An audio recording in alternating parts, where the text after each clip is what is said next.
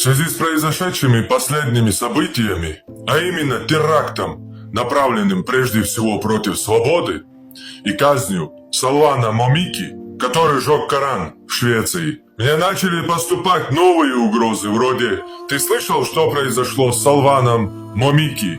Ты следующий». Ничего кроме смеха эти угрозы у меня не вызывают. Во-первых, я уже давно мертв.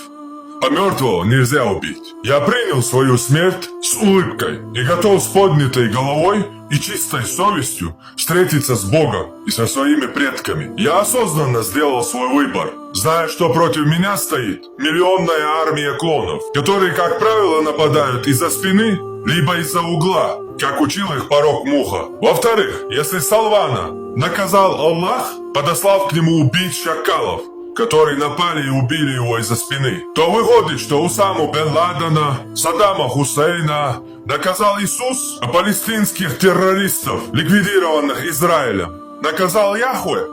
У вас что там, битва богов? И, кстати, еще один момент, связанный со всем этим. Очередное первое противоречие Корана. В одном аяте Аллах говорит, что он скор в расчете, а в другом аяте говорит, что он терпило и дает отсрочку. Но самое чудовищное во всей этой ситуации, что Коран предписывает мусульманам в ответ на оскорбление их религии не садиться с теми, кто оскорбляет их религию, пока те не сменят тему разговора. А когда оскорбляющие их религию сменят тему разговора, дозволяется с ними садиться. Вот что на самом деле сказано в ихней книге об этом. Но ислам настолько сломал их разум, что они не уважают даже предписания собственной религии. Это очередное доказательство, что Китай выдал базу, квалифицировав ислам как психическое расстройство, требующее лечения. Марша Ойла, оставайтесь свободными.